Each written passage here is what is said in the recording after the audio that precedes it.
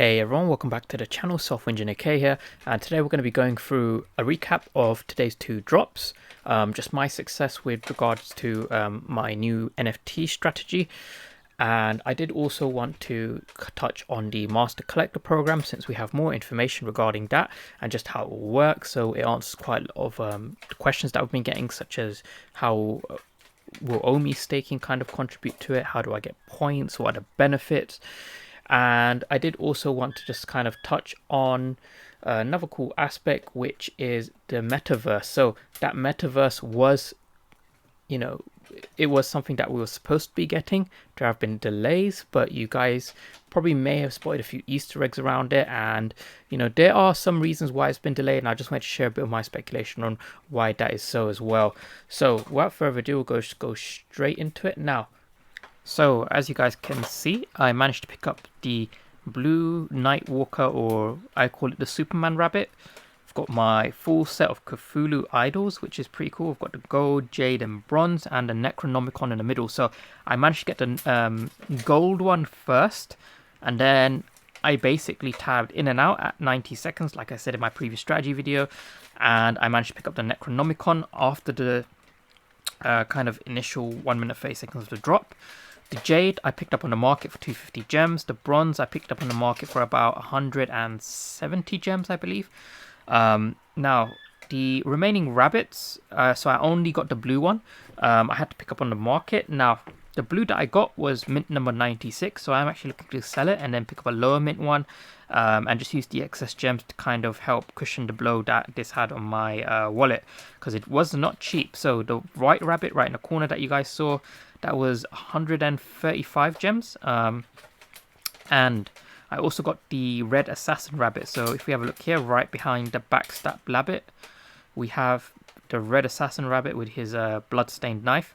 That one cost me 300 gems, so I did pay quite a lot for that, but the floor price of that is going up.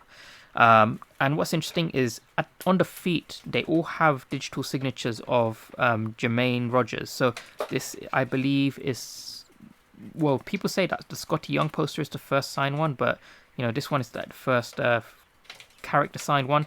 And you can see I've got the Camel Rabbit, or as my girlfriend calls it, War Rabbit as well.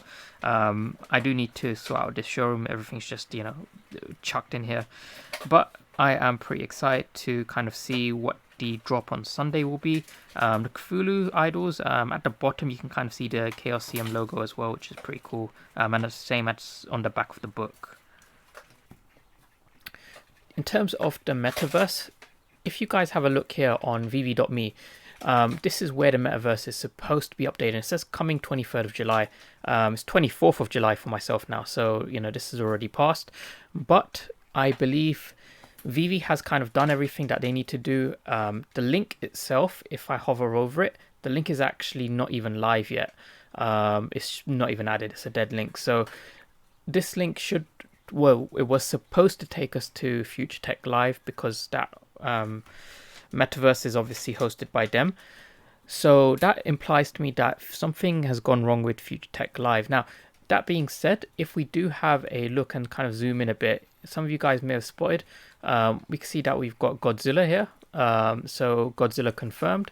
Now we did know the Godzilla license was coming, but it's interesting to see that we can actually see the kind of Godzilla collectibles. In the background, I do see a couple of other figures. I can't really make out what they are.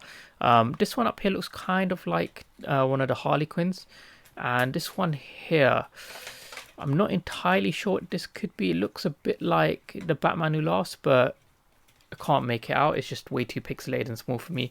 It could just be a house plant, who knows. But the Godzilla's right at the front. That's pretty cool. So Future Tech Live, from what I understand, is they most likely have issues on their end.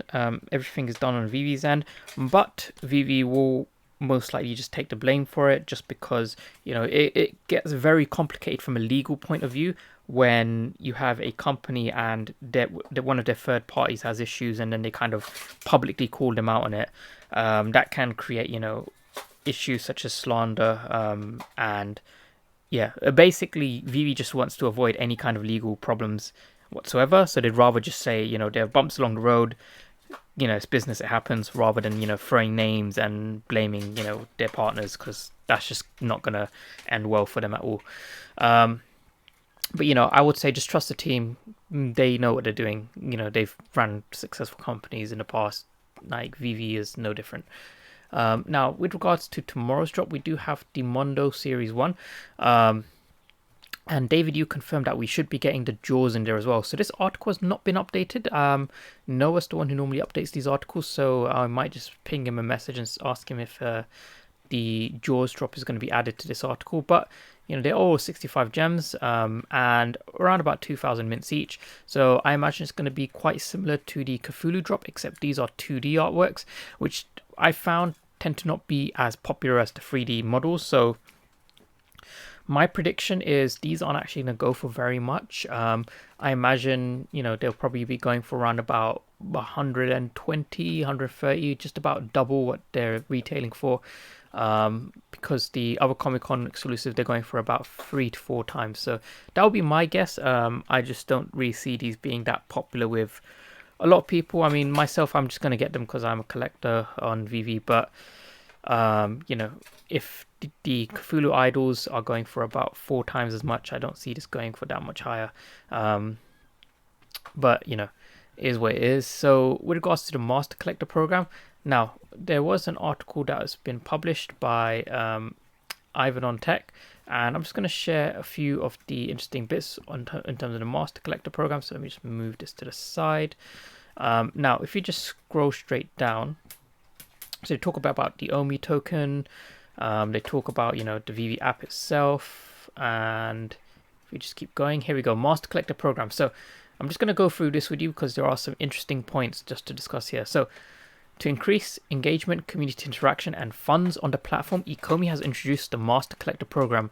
The Master Collector Program offers users of the VeVe application the option to earn extra OMI tokens, plus users gain access to limited edition collectibles, early access to certain collectible releases, alongside other exclusive perks. Now, on that first point, you can earn OMI tokens on this, and I remember speaking about this before. I said, we're not going to get OMI staking on the app where you get OMI for OMI. However, I said that the caveat was if you perform some kind of work, then legally from a compliance point of view, it is okay for them to award you in tokens. That's how the whole staking system works on exchanges. You are providing your OMI to do some kind of work via a liquidity pool, so you get rewarded with OMI because you're working for that OMI. You're not just being given OMI as a free airdrop. So in this case, you're going to be doing some kind of work on the app. It may involve sharing social media posts. It may involve interacting with people who you follow on the app. Various different ways you can earn OMI tokens, but it's pretty good. And where those OMI tokens come from, I'm not entirely sure. Maybe it comes from the reserve wallet and then they top it up through buybacks. Who knows how they're going to where those OMI tokens are going to come from that they're rewarding you with. But that being said, so the Master Collector Program is orchestrated through different levels. Each level requires an additional sign of commitment to the platform than the previous one. This could be through the amount of user activity, involvement in the community, or number of OMI tokens staked. So one way you can gain levels is by staking your OMI tokens. Now that in itself is going to create demand for OMI. So we've been talking about utility for OMI. There you go. Everyone on the app is now going to want to accumulate OMI so they can stake and get those Master Collector points and then get those Master Collector benefits. So to move up a level, there are 2 avenues. Firstly, users can purchase OMI tokens in an app using either cryptocurrency or fiat. These can then be staked in the power chest. Alternatively, for users not wanting to spend funds, community engagement and some in-app activities offer users the chance to earn OMI tokens. These can also then be staked in the power chest, allowing the holder to become a master collector. So there's 2 ways. You can either pay for your OMI and then stake it in the app, or you can earn your OMI through doing activities and then stake it in the app. So I think this is a very, very kind of good approach VeVe's taking, because I played Axie Infinity. That is, you earn as you play. And VeVe's taking that same approach here. You're going to get OMI tokens as you do things on the app, and that's just going to attract a whole new, a whole new niche of users. A lot of people in Axie Infinity, they live in like third world countries, and you can make about $500 to $1,000 a month, and that might not sound like a lot to people in developed countries, but in third world countries that stretches a lot. And since all you need is like a phone, it's a great way to make money. And I imagine a lot of people who live in like poorer countries, this is going to be like a great kind of second source of income for them, or primary source of income even. Now, VeVe offers collectors, traders, and fans a place to purchase limited edition digital collectibles. So then they've kind of like talked a bit more about VeVe and what it is. So I think that's pretty cool. They've spoken more about the Master Collector Program, this whole concept of power chests and shoving your OMI in there, getting rewards. All of this is pretty exciting. This is kind of what I wanted to see from VeVe, and a lot of others, they were consistently asking, when OMI staking, when Master Collector Program. Well, now we have this information. The original target was Q3, so that is a few months away. Will we see the Master Collector Program then? My guess is we may not see it right at the start of Q3, just because I believe they are going to want to iron things out, and there are always like bumps along the road. I normally always, add an extra month on top. So, Immutable X was supposed to be targeted for like, early August time, end of July. I'm going to say end of August. So, same with the pretty much everything MTO as well. I'm going to say end of August, just to kind of leave some room there for bumps in the road. But, that is what it is. We just need to acknowledge that these kind of things happen and plan around it. And just on the point of planning around it, like I said, you should be planning around dollar cost averaging on your OMI. Don't just dump in at one price, because as we can see, I did draw these trend lines a while back. Here's my support. Let me just extend that. And here is a resistance that I drew before. Now, we can see that across the past couple of days, so we were hitting this resistance, and then bam, it got announced that VeVe's kind of been cancelled from Comic-Con. We did wick all the way down, but that was quite a big sell-off, and then we came back up to this trend line, and we've just been continuing downwards, and we are just sat around this support region now. Do I see us going below that?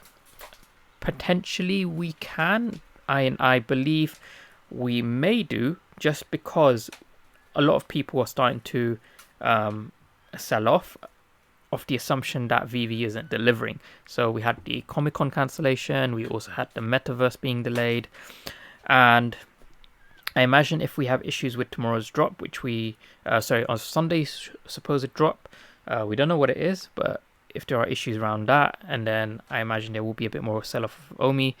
But this kind of just proves my speculation that a lot of people were buying OMI off the speculation that a lot of people were going to kind of get onboarded onto VeVe through Comic-Con, because FTL, Future Tech Live, they had exposure to 750,000 users last year. And even if you just get, 10% of those onto VeVe, that's an extra 75,000 people. That's like, 25% increase in their user base, which is huge. Or actually probably close to 20% increase. So yeah, I believe that we'll probably continue to trade along the support line and then probably dip a little bit below. I would say probably closer to the 0.27 cent range. But on the bright side, I believe that, at the end of the year, OMI is going to be on an uptrend, an upwards trajectory, just because by then we'll have MTL, we'll have Immutable X, we'll have, some more premium licenses announced. And ideally we'll be on some more premium exchanges. So Ecomi, they have that growth potential. All of these things haven't happened yet. They have yet to happen, and when they do, it's definitely going to add a lot of value to the token and a lot more utility as well. So that's pretty much everything I had to go through with you guys today. Thanks so much for watching. Please do like and subscribe to support the content, and I'll see you guys in the next video. See ya.